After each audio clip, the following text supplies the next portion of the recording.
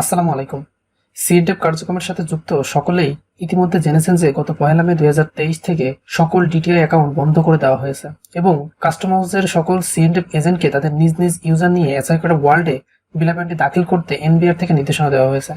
ASYCUDA ওয়ার্ল্ডের user নেওয়ার পরে লগ ইন করার জন্য সঠিকভাবে ASYCUDA world environment set up করা খুবই জরুরি। তাছাড়া ASYCUDA ওয়ার্ল্ড সিস্টেম ইনস্টল করার জন্য এনবিআর থেকে দেওয়া সঠিক জাভা ভার্সন এবং সার্ভার লিঙ্ক সেট আপ না করলে আপনি লগ ইন করতে পারবেন না।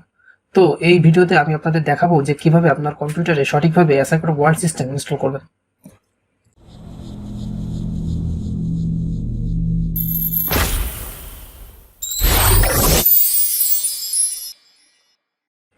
ASYCUDA ওয়ার্ল্ড সিস্টেম ইনস্টলেশনের বিষয়ে অলরেডি আমি একটি ডকুমেন্টেশন আমার ওয়েবসাইটে পাবলিশ করেছি। আপনারা চাইলে সেখান থেকে দেখেও সেট আপটা করে নিতে পারবেন। তো আমি আপনাদেরকে দেখিয়ে দিই। আমার ওয়েবসাইট হচ্ছে manualb.com। আপনাদেরকে আমি অল্প একটু বলে রাখি যে manualb.com এমন একটি প্ল্যাটফর্ম যেখান থেকে আপনারা অনলাইনের মাধ্যমে আপনাদের সিএনডিপি এর ম্যানুয়াল বিলাপেন্টটি ফিল আপ এবং প্রিন্ট আউট করতে পারবেন এবং সেই সাথে ASYCUDA ওয়ার্ল্ড সিস্টেমে আপনারা খুব দ্রুত সেই ফাইলটাকে এক্সপোর্ট করে বিলাপেন্টটি এন্ট্রি করে নিতে পারবেন। manualb.com ব্যবহার করলে ইম্পোর্ট, এক্সপোর্ট এবং ইন্টুবন্ডের আলাদা আলাদা ব্ল্যাঙ্ক ফর্ম কিনতে হবে না। A4 সাইজের সাদা কাগজেই আপনি সকল ধরনের বিলাপেন্টটি প্রিন্ট করতে পারবেন। তাছাড়া প্রতিটি সিএনডিপ আমাদের সার্ভিসটি ফ্রিতে ব্যবহারের সুযোগ পাবেন। তাই ইম্পোর্ট, এক্সপোর্ট অথবা ইন্টুবন্ড যে কোনো ম্যানুয়াল বিলাপেন্টির জন্য ব্যবহার করতে পারেন আমাদের ওয়েবসাইট manualb.com। তো ওয়েবসাইটে আসার পর আপনারা একেবারে উপরে দেখতে পারবেন যে ASYCUDA সেটআপ। তো এখানে চলে গেলে আমরা এখান থেকে এর ফুল ডকুমেন্টেশন এখান থেকে দেখে নিয়ে আমরা সেটআপ করে নিতে পারবো। তো আমরা এখান থেকে না দেখে আমরা ম্যানুয়ালি এটা করব, সমস্যা নেই। তো আমরা এখান থেকে জাস্ট একটু এর সিস্টেম রিকোয়ারমেন্ট এবং এর হার্ডওয়্যার এবং সফটওয়্যার কী কী প্রয়োজন এটা আমরা এখান থেকে একটু দেখে যাব। তো সিস্টেম রিকোয়ারমেন্ট হবে আমাদেরকে উইন্ডোজ 7, 8, 10 অর হায়ার এবং ম্যাক ওএস। সেই সাথে হার্ডওয়্যার প্রয়োজন হবে, কম্পিউটারের সিপিইউ প্রয়োজন হবে 2.4 গিগাহার্টজ অর হায়ার, অর্থাৎ 2.4 গিগাহার্টজ অথবা তার থেকে বেশি থাকলেও ইনশাল্লাহ চলবে। এবং র্যাম বা মেমোরি প্রয়োজন হবে 8 GB অথবা তার থেকেও বেশি। এবং সফটওয়্যার প্রয়োজন হবে জাভা 8। আপনারা একটা জিনিস মনে রাখবেন যে এখানে কিন্তু অবশ্যই খেয়াল করবেন যে ডোন্ট আপডেট আফটার ইনস্টলেশন, অর্থাৎ আপনারা জাভা 8 ইনস্টল করার পরে এটাকে আপডেট করবেন না, তাহলে কিন্তু ASYCUDA ওয়ার্ল্ড আর কাজ করবে না। এবং সেই সাথে প্রয়োজন হবে অ্যাডোবি রিডার, যেটা আমরা সাধারণত পিডিএফ ভিউর ক্ষেত্রে ব্যবহার করে থাকি। তো এখানে ফুল ইনস্টলেশন স্টেপ বাই স্টেপ দেওয়া আছে, আপনারা চাইলে এখান থেকে দেখেও এটাকে সেট আপ করে নিতে পারবেন। তো আমি আপনাদেরকে ম্যানুয়ালি দেখাই দিচ্ছি। তো এর জন্য প্রথমে আমাদের একটা জিনিস দেখে নিতে হবে, সেটা হচ্ছে আমরা কোন অপারেটিং সিস্টেম ইউজ করতেছি। তো এর জন্য আমরা চলে যাব মাই কম্পিউটারে।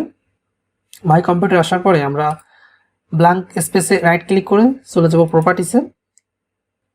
প্রপার্টিস থেকে আমরা দেখে নেব যে আমাদের উইন্ডোজটা কোন অপারেটিং সিস্টেম অর্থাৎ কোন সিস্টেম বিট ইউজ করতেছে। আমার এই কম্পিউটারটা 64 বিটের অপারেটিং সিস্টেম ইউজ করতেছে, আপনারা এখান থেকে দেখতে পারতেছেন। তো আমরা এখন চলে যাব আমাদের ওয়েবসাইটে।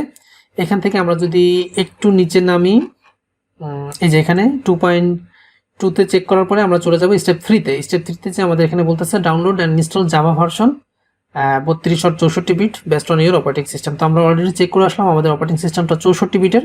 তো আমরা এখান থেকে দেখে নিব যে 64 বিট অপারেটিং সিস্টেমের জাভা ফাইল কোনটা। তো এখানেই প্রথমটাই 64 বিটের এবং তারপরে আছে 32 বিটের। এবং আপনারা যদি কেউ ম্যাক ওএস ইউজ করেন তো সেক্ষেত্রে ম্যাকের জন্য এখানে ক্লিক করে আপনারা ম্যাকের সুইটেবল ভার্সন জাভা ডাউনলোড করে নিতে পারবেন। তো এখানে ক্লিক করলে ইনশাল্লাহ আপনাদের জাভাটা ডাউনলোড হয়ে যাবে। তো এটা আমি আর ডাউনলোড করতেছি না, আমার এখানে অলরেডি ডাউনলোড করাই আছে। তো এখান থেকে আমি ইনশাল্লাহ এটাকে ইনস্টল করব। তো এই যে হচ্ছে আমার 64 বিটের ডাউনলোডেড ফাইল।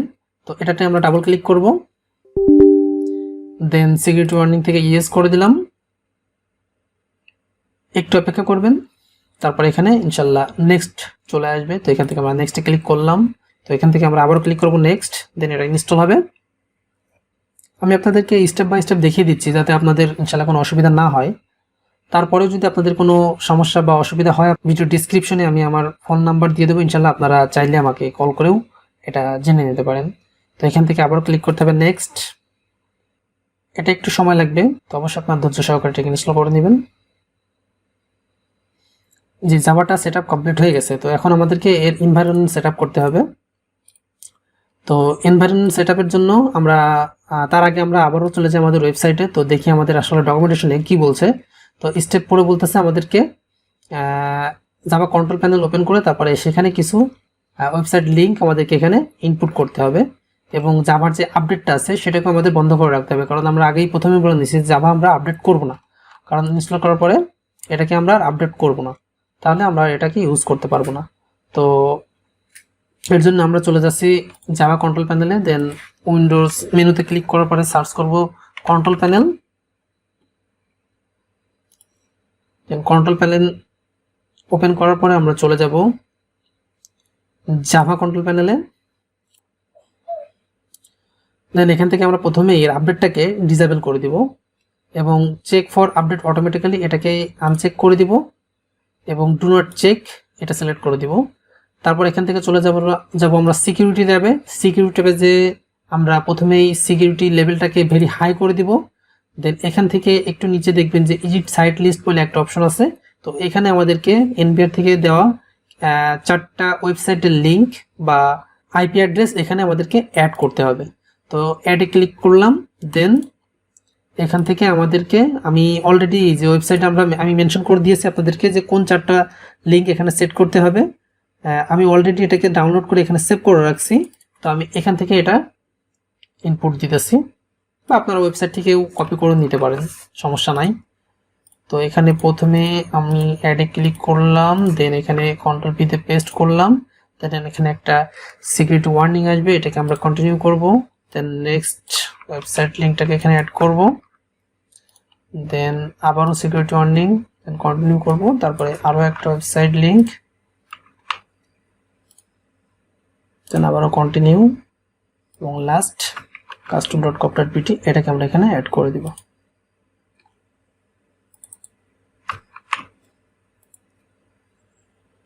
তো এখানে আমরা 4টা ওয়েবসাইট লিঙ্ক অ্যাড করে দিলাম, দেন এখানে ক্লিক করব ওকে।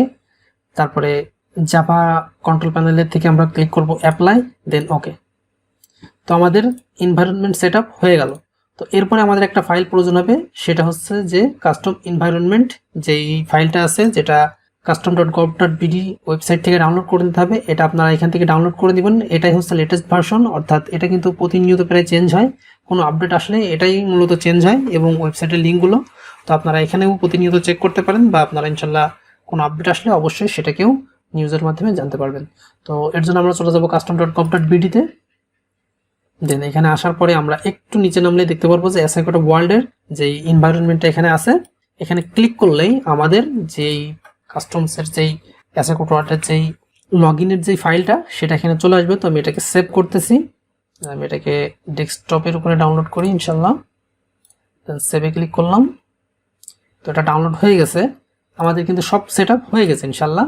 তো এখন যদি আমরা এই যে ডাউনলোড করলাম এখন যে ফাইলটা, এটাকে যদি আমরা ডাবল ক্লিক করি আমাদেরকে আরও একটা আপডেট নোটিফিকেশন দিবে। তো আমরা কি করব, এটাকে কখনো আপডেট করব না, যেহেতু আমি প্রথমে বলে দিয়েছি আপনাদেরকে এটাকে আপডেট করা যাবে না। তো আমরা এই যে do not ask again until the next update is available, আমরা এটাকে একটা চেক মার্ক করে দিয়ে দেন এখান থেকে সিলেক্ট করব লেটার, দেন আমাদের ASYCUDA ওয়ার্ল্ড সিস্টেম এখানে স্টার্ট হবে। তো প্রথমবার যখন অ্যাপ্লিকেশনটা স্টার্ট হয় তখন একটু সময় লাগে, আপনারা একটু ধৈর্য সহকারে অপেক্ষা করবেন ইনশাআল্লাহ। তো আমি আশা করি যে আপনারা যদি এভাবে সেট আপ করেন তাহলে অবশ্যই আপনারা ASYCUDA ওয়ার্ল্ড সিস্টেম এনভায়রনমেন্ট আপনার কম্পিউটার সেট আপ করে নিতে পারবেন।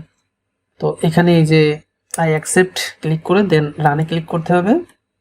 দেন এটা হচ্ছে একটা উইন্ডোজের ফায়ারওয়ালের সিকিউরিটি ওয়ার্নিং, তো আমরা এটাকেও অ্যালাউ অ্যাক্সেস করে দেবো ইনশাআল্লাহ। তো আশা করি তারপর এখান থেকে আপনারা ইউজার নেম, পাসওয়ার্ড এবং ওটিপি ব্যবহার করে লগ ইন করতে পারবেন। তো আশা করছি বুঝতে পেরেছেন যে কিভাবে ASYCUDA ওয়ার্ল্ড সিস্টেম আপনার কম্পিউটার বা ল্যাপটপে ইনস্টল করবেন। ধন্যবাদ ভিডিওটি দেখার জন্য।